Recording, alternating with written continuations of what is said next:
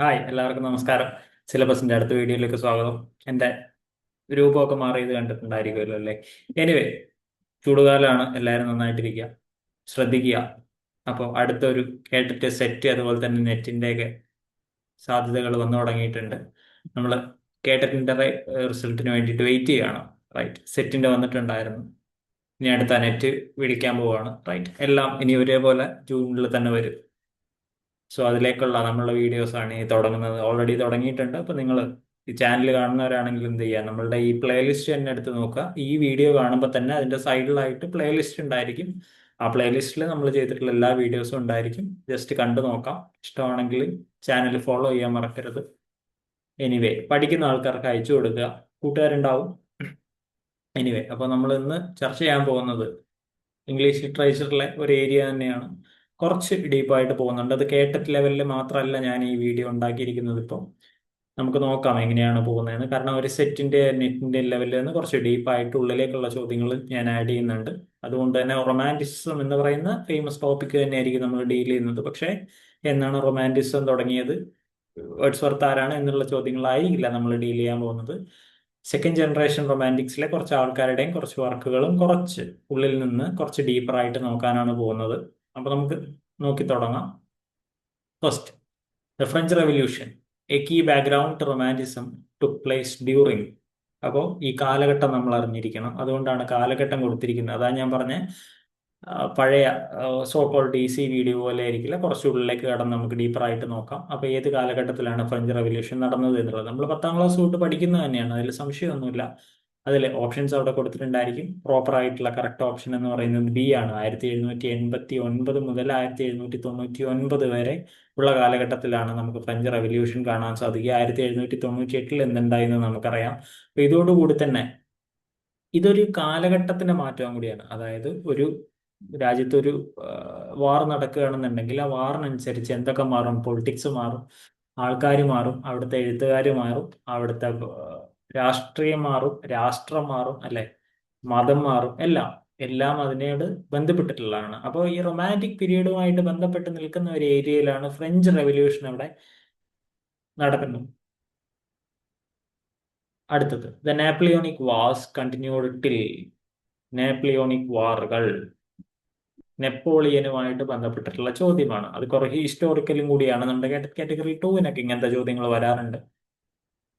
എന്ന് തൊട്ട് എന്നറിഞ്ഞാൽ മാത്രമേ നമുക്ക് എന്ന് വരെ എന്ന് പറയാൻ പറ്റൂ. അപ്പോൾ ഇതിന്റെ ഉത്തരം എന്ന് പറയുന്നത് സി ഓപ്ഷൻ ആയിട്ടുള്ള 1803 മുതൽ 1815 വരെ ഉള്ള കാലഘട്ടത്തിലാണ് നാപ്പോളിയോണിക് വാർസ് നടന്നിട്ടുള്ളത്. എന്താണ് ഈ വാറുകൾ എന്ന് പറഞ്ഞു കഴിഞ്ഞാൽ, ഫ്രാൻസിനെതിരെ അല്ലെങ്കിൽ ഫ്രാൻസ് അങ്ങോട്ടും, ഓക്കെ, നെപ്പോളിയൻ ചക്രവർത്തി ഉൾപ്പെടെയുള്ള ആൾക്കാര് യൂറോപ്യൻ കൊള്ള എന്താ പറയുക, ശക്തികളുമായിട്ട് എതിരിടുന്ന, അതായത് കുറെ ആൾക്കാർ അവിടെ യൂറോപ്യൻ ആൾക്കാരിലുണ്ടായിരുന്നു, അതായത് യൂറോപ്യൻ കൺട്രീസ് ഉണ്ടായിരുന്നു. അതിനെ എതിർത്തുകൊണ്ട് നെപ്പോളിയൻ ചക്രവർത്തി ഫ്രാൻസിന്റെ പതാക എടുത്തുകൊണ്ട് യുദ്ധത്തിന് ഇറങ്ങുന്നതാണ് ഈ നാപ്പോളിയോണിക് വാറുകൾ എന്ന് പറയുന്നത്. സിമ്പിൾ ആണ്, അത്രയുള്ള കാര്യങ്ങൾ മനസ്സിലാക്കാൻ ഇയർ ഒന്ന് ആലോചിച്ച് വെക്കാം. ഇനി അടുത്തത്, the revolutions of 1830 primarily involve uprising in what. ഏത് രാജ്യങ്ങളാണെന്നാണ് ചോദിക്കുന്നത്. 1830. അപ്പോൾ റെവല്യൂഷൻസ് 1830-കളിൽ സംഭവിക്കുമ്പോൾ എവിടെയാണ് കൂടുതൽ അപ്രൈസിങ്സ് ഉണ്ടായിട്ടുള്ളത്?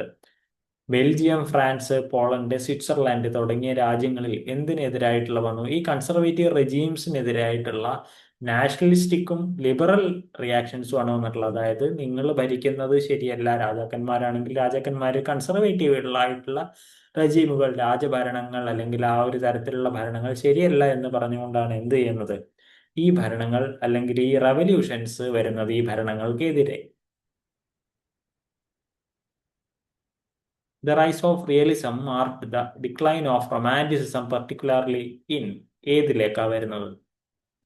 റിയലിസം വരുന്നതോടുകൂടി റൊമാൻറ്റിസത്തിന്റെ ഡിക്ലൈൻ ഏത് വിഭാഗത്തിലാണ് വരുന്നത്? നോവലുകളിലാണ് വരുന്നതെന്നാണ് കാണാൻ പറ്റുന്നത്. Right, okay. അത് എന്തുകൊണ്ടെന്ന് ചോദിച്ചു കഴിഞ്ഞാൽ ഇതുപോലെ ഈ ബെൽസാക്കിന്റെയും ഡിക്കൻസിന്റെയും ഒക്കെ നോവലുകൾ അവിടെ വരുന്നുണ്ട്.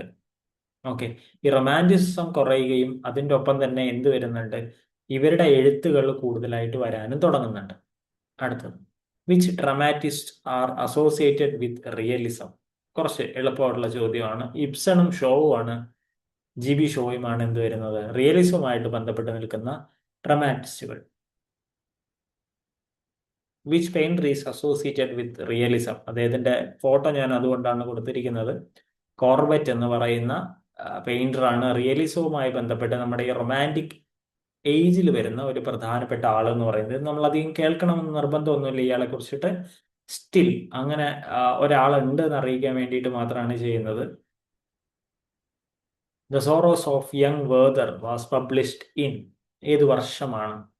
ഏത് വർഷമാണെന്ന് പഠിക്കുന്നതിൻ്റെ ഒപ്പം ആരാണ് എഴുതിയത് എന്നും കൂടെ നമ്മൾ നെറ്റിൻ്റെയും സെറ്റിൻ്റെയും കാഴ്ചപ്പാടിൽ പഠിച്ചിരിക്കുന്നത് നല്ലതാണ്. വാൻ ഗോതയാണ് എഴുതിയിട്ടുള്ള, ജർമ്മൻകാരനായിട്ടുള്ള അദ്ദേഹമായിരുന്നു പ്രീ റൊമാൻറ്റിക്കുകളിൽ പ്രധാനപ്പെട്ട ഒരാൾ. അത് പ്രീ റൊമാൻറ്റിക് എന്ന് പറയുമ്പോൾ ജർമ്മനിയിലുള്ള പ്രീ റൊമാൻറ്റിക് റൈറ്റിംഗ്സിന്റെ സ്റ്റാർട്ടിങ്ങുകളാണ് പറയുന്നത്. അപ്പൊ അതിന്റെ ശരിയായ ഉത്തരം 1774. Goethe's work contributed to what? എന്തിലേക്കാണ് കോൺട്രിബ്യൂട്ട് ചെയ്തത്? ജർമ്മൻ നാഷണലിസം ആണ് അദ്ദേഹത്തിന്റെ കൂടുതലായിട്ടുള്ള വർക്കുകൾ വരാൻ തുടങ്ങുന്നത്. Right. Jena became a center of early romanticism associated with whom എന്നാണ് ചോദിച്ചിട്ടുള്ളത്. ഫിഷെ, ഷില്ലിംഗ്, ഹേഗൽ. ഹേഗലിനെ നമ്മൾ കേട്ടിട്ടുണ്ടായിരിക്കും, ബാക്കിയുള്ള ആൾക്കാരെ കേൾക്കണം നിർബന്ധമില്ല. ഹേഗൽ പ്രധാനപ്പെട്ട ഒരു ഫിലോസഫറും അതുപോലെ ഒരു തത്വചിന്തയുമായിട്ട് ബന്ധപ്പെട്ട് നിൽക്കുന്ന ഒരാളായിരുന്നു ഹേഗൽ എന്ന് പറയുന്നത്. കാരണം ഇവരുടെ ഈ ഒരു ജർമ്മൻ റൊമാൻറ്റിക് പീരീഡിൽ ഇന്റലക്ച്വൽ മൂവ്മെന്റുകളെ സഹായിക്കുന്ന ഏറ്റവും പ്രധാനപ്പെട്ട കുറച്ച് ആൾക്കാരായിരുന്നു ഇവര്. അത് സാധാരണ ഒരു റൊമാൻറ്റിക് പീരീഡിൽ മാത്രമല്ല, ഇന്റലക്ച്വലി ആ ഒരു നേഷന്റെ ഉയർത്തെഴുന്നേൽപ്പിനെയും കൂടെ ഇവര് സഹായിച്ചിട്ടുണ്ട്. The first collection of Grimm's fairy tales was published in, ഏത് വർഷമാണ് വന്നിട്ടുള്ളത്? ഗ്രിമ്മിന്റെ ഫെയറി ടൈലുകൾ പബ്ലിഷ് ചെയ്തത് 1812. ഇതിലും എന്ത് വരുന്നുണ്ട്? ചൈൽഡ്ഹുഡ് ഇന്നസെൻസ് വരുന്നുണ്ടെങ്കിലും നാഷണലിസ്റ്റിക് ഫോക്ലോറുകളെ എടുത്തു കാണിക്കുന്നുണ്ട്. അതായത് ഇപ്പൊ സാധാരണയായിട്ട് നമ്മൾ പറയുമല്ലോ, നാടൻ പാട്ടുകൾ ഒരു ഗ്രാമത്തിന്റെ ഒരു പ്രദേശത്തിന്റെ കാര്യങ്ങളെ എടുത്തു കാണിക്കുന്നു എന്ന് പറയുന്ന പോലെ ഗ്രിമ്മിന്റെ ഫെയറി ടൈൽസ് എന്ത് ചെയ്യുന്നുണ്ട്? നാഷണലിസ്റ്റിക് ഫോക്ലോറിനെ, റൊമാൻറ്റിക് ഇൻട്രസ്റ്റുകളെ മുന്നിലേക്ക് പിടിക്കുന്നുണ്ട് എന്നാണ് പറയുന്നത്. ഹോഫ്മാൻസ്, അതായത് ഹോഫ്മാന്റെ എഴുതിയ the Sandman is notable for what? E.T.A. Hoffmann എഴുതിയിട്ടുള്ള ദ സാൻഡ്മാൻ എന്ന് പറയുന്ന ബുക്ക് എന്തുകൊണ്ടാണ് പ്രധാനപ്പെട്ടതായിട്ട് നിൽക്കുന്നത്? അത് എഴുതിയ വർഷം കണ്ടാലും അറിയാം, 1817. ഓക്കെ, 1817. അത് ഏത് വിഭാഗത്തിൽ വരുമ്പോഴാണ് നോട്ടബിളായി മാറുന്നത്? സി ആണ് ഉത്തരം. ഗോത്തിക് ആൻഡ് ഡാർക്കർ മോട്ടീഫ് എന്ന് പറയുന്ന ഉത്തരമാണ്. അതായത് ജർമ്മൻ റൊമാൻറ്റിക് ഗോത്തിക് ടെയിൽസിനെ കുറിച്ചാണ് ഇതിൽ പറയുന്നത്. ആ വർക്കിന്റെ ഏരിയ വരുന്നത് അത് കുറച്ചും കൂടെ ഈ ഡാർക്കർ അൺകാനി ഏരിയ, ഒരു സൈക്കോളജിക്കൽ ലെവലിൽ നിന്ന് എഴുതുന്ന മട്ടിലേക്കാണ് ഇത് വരുന്നത്. അതുപോലെ തന്നെ ലേറ്റർ റൊമാൻറ്റിക് പീരീഡ്, ഫസ്റ്റ് റൊമാൻറ്റിക്കുകളെ കഴിഞ്ഞിട്ടുള്ള ഒരു ഏരിയയിൽ നിൽക്കുമ്പോഴാണ് എന്ത് വരുന്നത്? ഈ ഒരു ജർമ്മൻ റൊമാൻറ്റിക് രീതികളിലേക്കും കൂടെ എഴുത്തുകൾ കൂടി ചേരുന്നു. നമുക്ക് പറയാൻ പറ്റില്ല ഇംഗ്ലണ്ടിൽ മാത്രമായിരുന്നു റൊമാൻറ്റിസം വർക്ക് ചെയ്തതെന്ന്, കാരണം അത് തുടങ്ങുന്നത് അവിടുന്ന് മാത്രമല്ല. In American romanticism nature is viewed as, American romanticism എന്താണ് അറിയപ്പെടുന്നത്? ട്രാൻസെൻഡന്റലിസം എന്നുള്ളതാണ് അറിയപ്പെടുന്നത്. ആ വാക്ക് പറയാൻ ഇത്തിരി ബുദ്ധിമുട്ടായിരിക്കും സ്റ്റിൽ. അപ്പോൾ നേച്ചറിനെ എങ്ങനെയാണ് കണ്ടിട്ടുള്ളത്? A heaven for self realisation. ആലോചിച്ച് വെക്കുക, മനസ്സിലാക്കി വെക്കുക. യൂറോപ്യൻ റൊമാൻറ്റിസിസത്തിൽ നേച്ചറിനെ കണ്ട രീതിയിലാവണം എന്നില്ല അമേരിക്കൻ റൊമാൻറ്റിസത്തിൽ കണ്ടിട്ടുണ്ടായിരിക്കുക. ഓക്കെ. ക്യാപ്റ്റൻ അഹബ്, അത് example is an example of what? Destructive self Reliance. കാരണം മോബി ഡിക്ക് എന്ന് പറയുന്ന 1851 ഇറങ്ങിയ ഹെർമൻ മെൽവില്ലിയുടെ ആ നോവലില് പ്രധാനമായിട്ടും നമുക്ക് കാണാൻ പറ്റുന്നത് ഇദ്ദേഹത്തിന്റെ ഒരു എന്താ പറയുക, ഒരു ആറ്റിറ്റ്യൂഡാണ്. ഓക്കെ, അവര് ഞാൻ മുമ്പത്തെ വീഡിയോകളിലും പറഞ്ഞിട്ടുണ്ട്, അവര് തിമിംഗല വേട്ടയ്ക്ക് പോകുന്ന ആൾക്കാരാണ്. ആ കാലത്തിൽ അതായിരുന്നു ഏറ്റവും കൂടുതൽ ഉണ്ടായിരുന്നത്. അപ്പോൾ ആ ഒരു കാലഘട്ടത്തിൽ ഉണ്ടായിരുന്ന ഒരു എക്സാമ്പിൾ വെച്ചിട്ടാണ് പറയുന്നത്. പറഞ്ഞാൽ അത്രയും ആത്മവിശ്വാസം ഉണ്ടെങ്കിൽ എവിടെ ചെന്ന് പെടാം എന്നുള്ളതാണ് അവിടുത്തെ ചോദ്യം. ദ ട്രാൻസെൻഡലിസ്റ്റ് വേർ, അതാണ് നമ്മൾ നേരത്തെ പറഞ്ഞ വാക്ക്. ആ വാക്ക് പറയാൻ എനിക്ക് കുറച്ച് ബുദ്ധിമുട്ടുണ്ട് സ്റ്റിൽ. നല്ല രസമുള്ള വാക്കാ. Okay. Politically progressive and egalitarian. Okay, fine. അപ്പൊ അമേരിക്കൻ റൊമാൻറ്റിക്സിന്റെ ട്രൈറ്റുകളാണ് ചോദിച്ചിട്ടുള്ളത്. അവര് പൊളിറ്റിക്കലി പ്രോഗ്രസീവ് ആണ്. വിച്ച് മീൻസ് സോഷ്യൽ റിഫോം അല്ലെങ്കിൽ ഈക്വാലിറ്റി എന്നൊക്കെ പറയുന്ന പോയിന്റുകളിൽ ഉറച്ചു നിൽക്കുന്നവരാണ് ട്രാൻസെൻഡന്റലിസ്റ്റുകൾ എന്ന് പറയുന്നത്.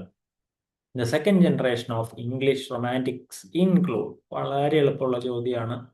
ബൈറൺ, ഷെല്ലി, കീറ്റ്സ് ആണ് ഇതിന്റെ പ്രധാനപ്പെട്ട ഉത്തരം എന്ന് പറയുന്നത്.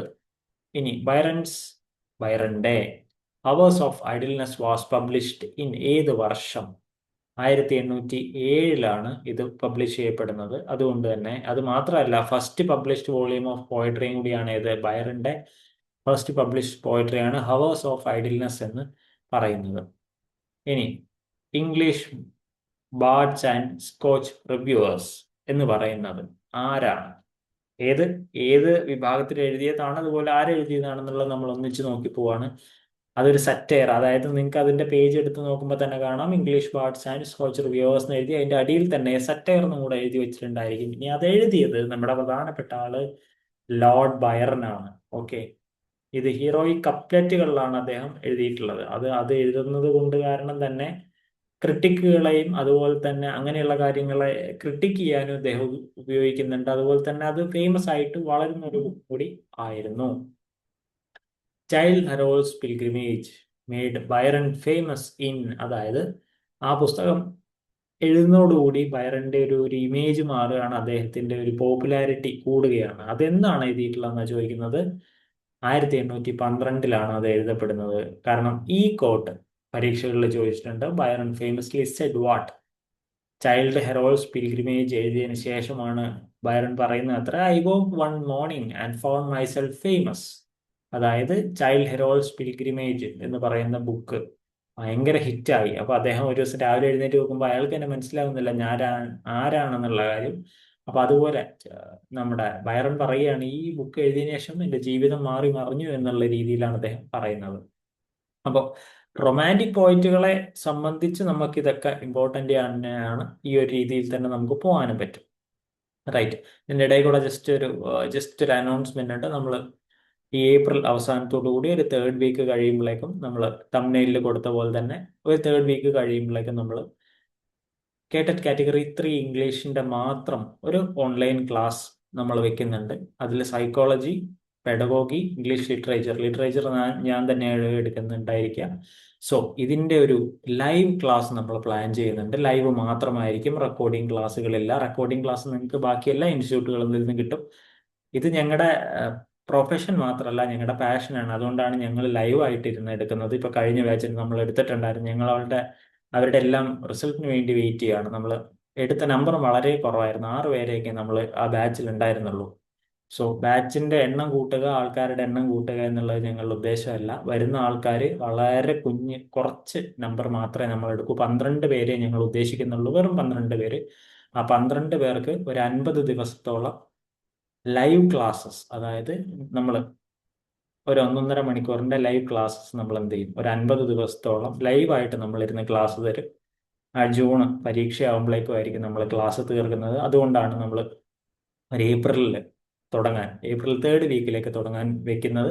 അപ്പം നമ്മൾ ഏകദേശം ഏപ്രിൽ 1st വീക്ക് കഴിഞ്ഞു. ഒരു 10-15 ദിവസം കൂടെ നമ്മുടെ മുമ്പിലുണ്ട്. നിങ്ങൾ അത്രയും സീരിയസ് ആയിട്ട് കേട്ടറ്റ് കാറ്റഗറി 3 പഠിക്കാൻ ആഗ്രഹിക്കുന്നുണ്ടെങ്കിൽ, അതും നിങ്ങളുടെ ടൈമാണ്, നിങ്ങളുടെ പൈസയാണ്, ഫൈൻ. നിങ്ങൾക്ക് അത്രയും താല്പര്യം ഉണ്ടെങ്കിൽ നിങ്ങളെ പഠിച്ച് പാസ്സാകിപ്പിക്കും എന്നുള്ള കാര്യത്തിൽ ഞാൻ ഉറപ്പ് തരാം. കാരണം എൻ്റെ ക്ലാസ്സുകൾ നിങ്ങൾ കണ്ടിട്ടുണ്ടായിരിക്കും. ആ വിശ്വാസത്തോടു കൂടിയിട്ട് പറയുന്നത് 12 പേരെ ഞങ്ങൾ എടുക്കുകയുള്ളൂ, അത്രേ നമുക്ക് ആവശ്യമുള്ളൂ, ഫൈൻ. അത്രയും താല്പര്യമുള്ള ആൾക്കാരെ ഞാൻ ക്ഷണിക്കുകയാണ്. നിങ്ങൾക്ക് മെസ്സേജ് അയക്കാം, താല്പര്യം ഉണ്ടെങ്കിൽ മാത്രം വന്നാൽ മതി. ആരെയും നിരുത്സാഹപ്പെടുത്തുകയല്ല. കാരണം കുറച്ച് ദിവസം കഴിഞ്ഞിട്ട് സാറേ ഞാൻ ക്ലാസ് കാണുന്നില്ല, ഞാൻ റെക്കോർഡിംഗ് വീഡിയോ കണ്ടോളാം എന്ന് പറയുകയാണെങ്കിൽ അതിനൊരു വഴിയില്ല. ലൈവ് ക്ലാസ്സസ് മാത്രമായിരിക്കും പ്രൊവൈഡ് ചെയ്യുന്നത്. നിങ്ങൾ നിങ്ങളുടെ സമയം നിങ്ങളുടെ പുരോഗതിക്ക് വേണ്ടി ഉപയോഗിക്കാൻ തയ്യാറാണെങ്കിൽ തീർച്ചയായിട്ടും നിങ്ങളെ ഞാൻ വെൽക്കം ചെയ്യുന്നു. ലൈവ് ക്ലാസ്സസ് ആയിരിക്കും. കുറച്ച് നല്ലോണം പഠിക്കാനുള്ള രീതിയിലായിരിക്കും നമ്മൾ ഇത് ഇട്ട് തരുന്നത്. ഓക്കെ, പഠിക്കാനുള്ള രീതിയിലായിരിക്കും നമ്മൾ ലൈവ് ക്ലാസ് ഉണ്ടായിരിക്കുന്നത്. അപ്പം നിങ്ങൾക്ക് ഡൗട്ട്സ് ചോദിക്കാം, എന്ത് വേണമെങ്കിലും നമുക്ക് ആ ഒരു ടൈമിൽ ഉണ്ടാവുമല്ലോ. റെക്കോർഡിംഗ് അല്ല നമ്മൾ ഉദ്ദേശിക്കുന്നത്. സോ അതും കൂടെ നിങ്ങളുടെ മനസ്സിൽ വെക്കുക. താല്പര്യം ഉണ്ടെങ്കിൽ തീർച്ചയായിട്ടും നിങ്ങൾക്ക് എന്ത് ചെയ്യാം, ക്ലാസ്സിന് അറ്റൻഡ് ചെയ്യാം. നിങ്ങളെ സ്വാഗതം ചെയ്യുന്നു. ലൈവ് ക്ലാസ്സസ് മാത്രമായിരിക്കും ഉണ്ടായിരിക്കുക. സൂമോ അല്ലെങ്കിൽ ഗൂഗിൾ മീറ്റോ വഴിയായിരിക്കും നമ്മൾ ഉണ്ടായിരിക്കുക. അധിക ദിവസങ്ങൾ ഇപ്പം എന്തായാലും നമ്മൾ സ്കൂളൊക്കെ അടച്ചിരിക്കുന്ന വഴിയല്ലേ. സോ എന്ത് ചെയ്യാൻ പറ്റും, ഈ ഒരു ടൈമിലേക്ക് ജൂൺ സ്കൂൾ തുറക്കുമ്പോഴേക്കും നമുക്ക് ഇതൊക്കെ ഒന്ന് വൈൻഡപ്പ് ചെയ്യാനുള്ള രീതിയിലായിരിക്കും നമ്മൾ പ്ലാൻ ചെയ്യുന്നത്. സോ എല്ലാവർക്കും സ്വാഗതം. ഞാനത് പറഞ്ഞു എന്ന് മാത്രം. ഫൈൻ. അടുത്ത ചോദ്യം, Byron's Don Juan is best described as. എന്താണ് ഇതിൽ കറക്റ്റ് ആയിട്ടുള്ള ഉത്തരം? A satiric mock epic in verse. Mock എപ്പിക്കുകൾ നമ്മൾ കുറെ കണ്ടിട്ടുണ്ട് ഇംഗ്ലീഷ് ലിറ്ററേച്ചറിൽ. ഓക്കെ, എന്നാൽ ഇത് എഴുതിയിരിക്കുന്നത് ഒട്ടോവ റൈമ എന്നൊക്കെ പറയാറുണ്ട്. ആ തരത്തിലുള്ള ഒരു മോഡേൺ സൊസൈറ്റിയുടെ സറ്റയർ ആയിട്ടാണ് ഡോൺ ജുവാൻ ബൈറൺ എഴുതിയിട്ടുള്ളത്. ഇനി ഷെല്ലീസ് പ്രോമിത്യൂസ് അൺബൗണ്ട്, അത് ഭയങ്കര ഫേമസ് ആയിട്ടുള്ള വർക്കാണ്. പ്രോമിത്യൂസ് അൺബൗണ്ട് അതൊരു ലിറിക്കൽ ക്ലോസറ്റ് ഡ്രാമ ആയിട്ടാണ് അറിയപ്പെടുന്നത്. എന്താണെന്നാൽ ക്ലോസറ്റ് ഡ്രാമകൾ നമ്മൾ ക്ലാസ്സിലേക്ക് പഠിക്കുമ്പോൾ നമ്മളിരുന്ന് ചിരിക്കുന്നുണ്ടായിരിക്കും, പക്ഷെ അതിന്റെ അർത്ഥം വളരെ വലുതാണ്. അതായത് ഒരു പ്ലേ എഴുതുമ്പോൾ, ഇപ്പൊ കാളിദാസന്റെ ഒരു അഭിജ്ഞാന ശാകുന്തളം പോലെയുള്ള ഒരു ഒരു ഒരു എന്താ പറയുക ഡ്രാമ എടുക്കുകയാണ്, അല്ലെങ്കിൽ GB ഷോന്റെ ഒരു ഡ്രാമ എടുക്കുകയാണ്, അല്ലെങ്കിൽ ഷേക്സ്പിയറിന്റെ ഒരു ഡ്രാമ എടുക്കുകയാണ്, കിങ് ലിയർ പോലെയുള്ളത്. അതൊന്നും ഒറ്റയ്ക്ക് ഇരുന്ന് വായിക്കാനുള്ളതല്ല, അതൊക്കെ ഒരു സ്റ്റേജിൽ പെർഫോം ചെയ്യാനുള്ളത്. അപ്പോഴേ അതിൻ്റെ ഒരു സുഖം കിട്ടുള്ളൂ കാണാൻ. എന്നാൽ പ്രോമിത്യൂസ് അൺബൗണ്ട് എന്ന് പറയുന്ന ഈ ക്ലോസറ്റ് ഡ്രാമ എന്ന് പറയുന്ന, അല്ലെങ്കിൽ ക്ലോസറ്റ് ഡ്രാമകൾ എന്തിനാണ് എഴുതുന്നത്? അത് ഒരാൾ തനിച്ച് ഒറ്റയ്ക്കൊക്കെ ഇരിക്കുമ്പോൾ വായിക്കാൻ വേണ്ടിയിട്ടാണ് ഇത് എഴുതുന്നത്. വിച്ച് മീൻസ് ഒരു റീഡ് അലോൺ സിറ്റുവേഷനിൽ, അല്ലെങ്കിൽ അങ്ങനത്തെ ഒരു സിറ്റുവേഷനിൽ സമാധാനമായിട്ട് ഒറ്റയ്ക്കിരുന്ന് വായിക്കാൻ പറ്റുന്ന തരത്തിലാണ് എന്ത് ചെയ്യുന്നത്, പ്രോമിത്യൂസ് അൺബൗണ്ട് എന്ന് പറയുന്ന ഈ ഒരു നമ്മുടെ ഡ്രാമ എഴുതിയിട്ടുള്ളത്. ഫൈൻ, എന്ത് ചെയ്യാൻ പറ്റും, ആ രീതിയിലാണ് അത് എഴുതി വെച്ചിരിക്കുന്നത്. അപ്പൊ അങ്ങനെ എഴുതുന്നതിൽ തെറ്റൊന്നുമില്ല, അങ്ങനെയും എഴുതാൻ പറ്റും എന്നുള്ളത് തന്നെയാണ് അതിൽ ഉറപ്പിക്കുന്നത്. അപ്പോൾ ലിറിക്കൽ ക്ലോസറ്റ് ഡ്രാമയായിട്ടാണ് പ്രോമിത്യൂസ് അൺബൗണ്ട് എഴുതിയിട്ടുള്ളത്. അടുത്തത്, which of the following early works of Shelley reflects Gothic themes of violence and revenge. ഷെല്ലിയുടെ ഗോത്തിക് വയലൻസ് റിവെഞ്ച് കാര്യങ്ങൾ എവിടെ വരുന്നു?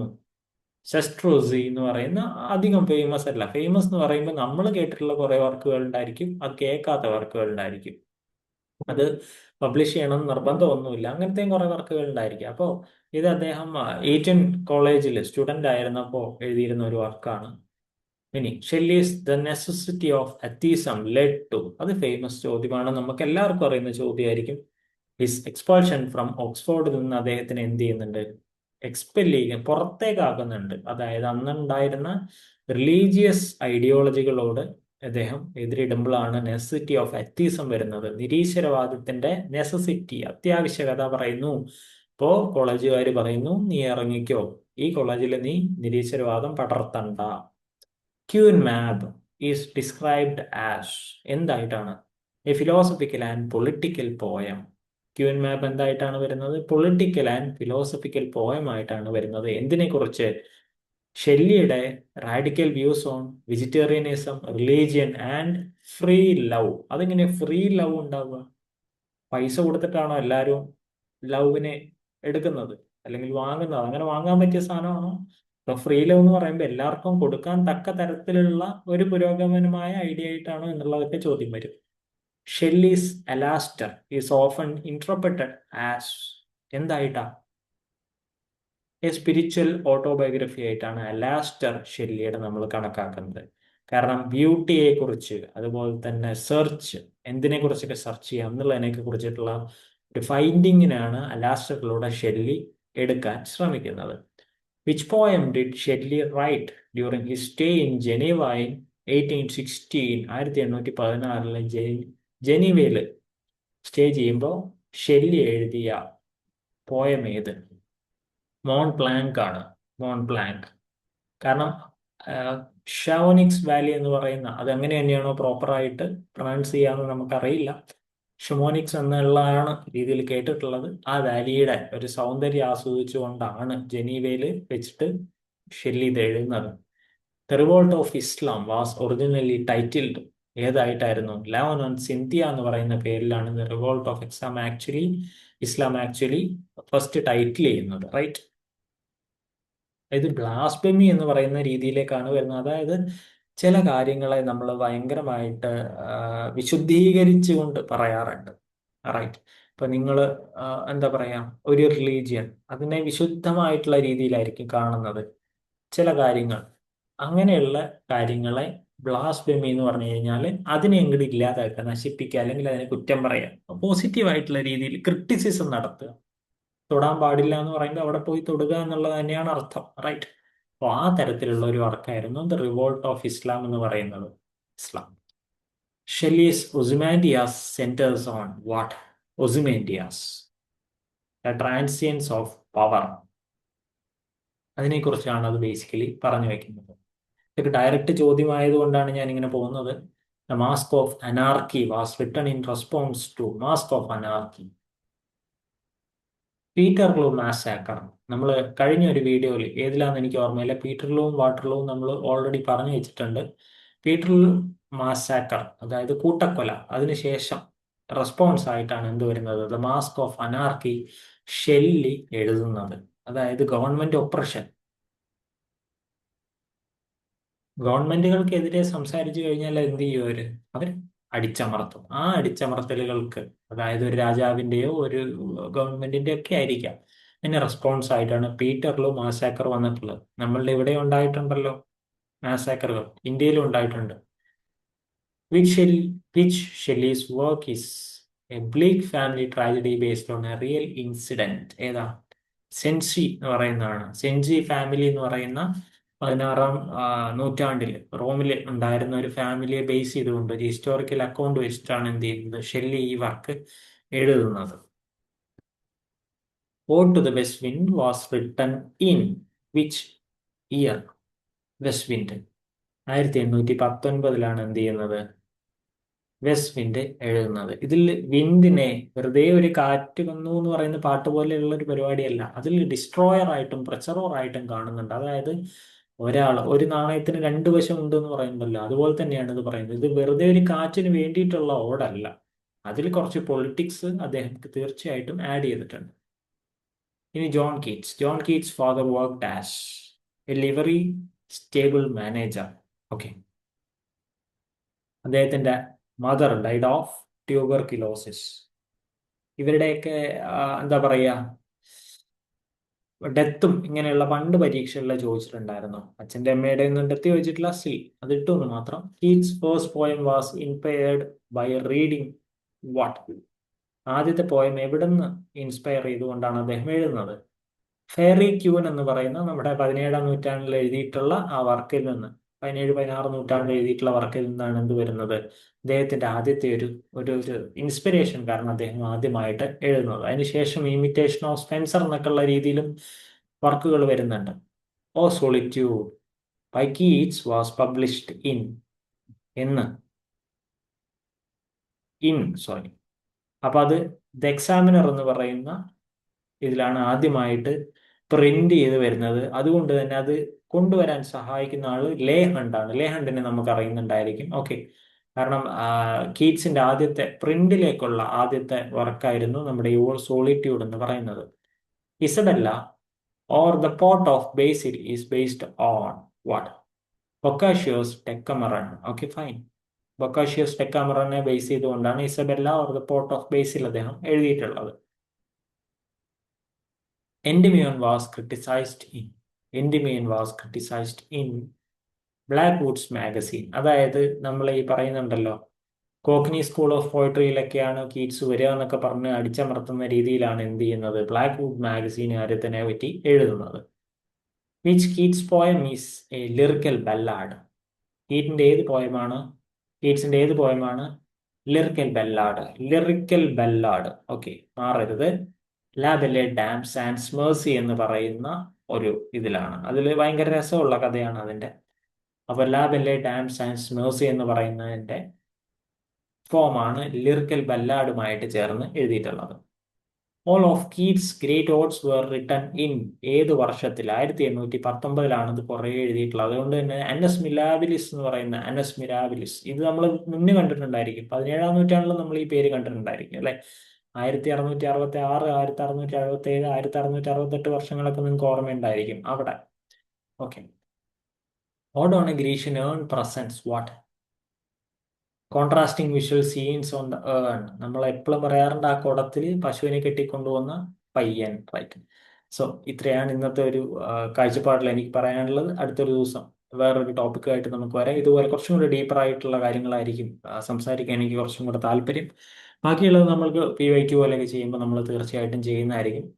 സോ വൺസ് അഗൈൻ ഞാൻ ജസ്റ്റ് ഓർമ്മിപ്പിക്കുകയാണ്, കേട്ടറ്റ് കാറ്റഗറി 3 ലൈവ് സെഷൻസിൽ ഇരുന്ന് നിങ്ങൾക്ക് പഠിക്കണമെന്നുണ്ടെങ്കിൽ നമ്മളുടെ ഒരു തേർഡ് വീക്ക് കഴിയുമ്പോഴേക്കും നമ്മൾ ഏപ്രിലിൽ തുടങ്ങുന്നുണ്ട്. താല്പര്യം ഉണ്ടെങ്കിൽ തീർച്ചയായിട്ടും നിങ്ങൾക്ക് ജോയിൻ ചെയ്യാം. എന്തെങ്കിലും ഒരു താല്പര്യം ഉണ്ടെങ്കിൽ നമ്മുടെ നമ്പറിലേക്ക് ജസ്റ്റ് മെസ്സേജ് അയക്കുക അല്ലെങ്കിൽ വിളിക്കുക.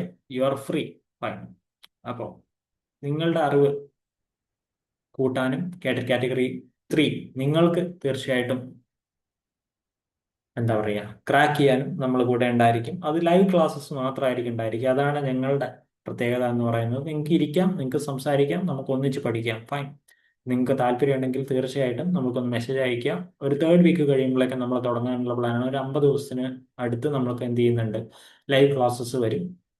അപ്പോൾ ഈ ഒരു ഏപ്രിൽ മെയ് ഒക്കെ ആകുമ്പോഴേക്കും നമുക്ക് ജോലിയുടെ ഒരു തിരക്ക് അധികം ഉണ്ടാവില്ലല്ലോ, ടീച്ചേഴ്സ് ആയതുകൊണ്ട്. സോ ആ ഒരു രീതിയിലേക്ക് പോകാനെന്നാണ് നമ്മൾ പ്ലാൻ ചെയ്യുന്നത്. സോ എല്ലാവരും, താല്പര്യമുള്ള എല്ലാവരെയും നമ്മൾ വെൽക്കം ചെയ്യുന്നു. 12 പേരെ നമ്മൾ എടുക്കാൻ ഉദ്ദേശിക്കുന്നുള്ളൂ. കുറേ പേരെ എടുത്തിട്ട് കുറേ പൈസ ഉണ്ടാക്കിയിട്ട് അങ്ങനെയുള്ള ഒരു പരിപാടിയല്ല നടക്കുന്നത്. സോ താല്പര്യമുള്ളവർക്ക് എന്തായാലും ജോയിൻ ചെയ്യാം. 12 സീറ്റ് കഴിഞ്ഞാൽ നമ്മൾ ക്ലോസ് ചെയ്യും. അല്ലെങ്കിൽ അത്രയൊക്കെ നമ്മൾക്ക് എടുക്കാൻ താല്പര്യമുള്ളൂ. അതിൽ കൂടുതൽ 20, 30, 40 ഒന്നും എടുത്തിട്ട് കാര്യമില്ല. കാരണം നിങ്ങൾക്കും ഒന്നും കിട്ടാൻ പോകുന്നില്ല, നമ്മൾക്കും ഒന്നും കിട്ടാൻ പോകുന്നില്ല. നമ്മളുള്ള ആൾക്കാരെ കൃത്യമായിട്ട് പഠിപ്പിക്കുക എന്നാണ് ഞങ്ങളുടെ ഉദ്ദേശം. So see in the class. നമുക്ക് അടുത്തൊരു വീഡിയോയിൽ കാണാം, അല്ലെങ്കിൽ നമ്മുടെ ക്ലാസ്സിൽ കാണാം. എന്തായാലും thank you and bye by.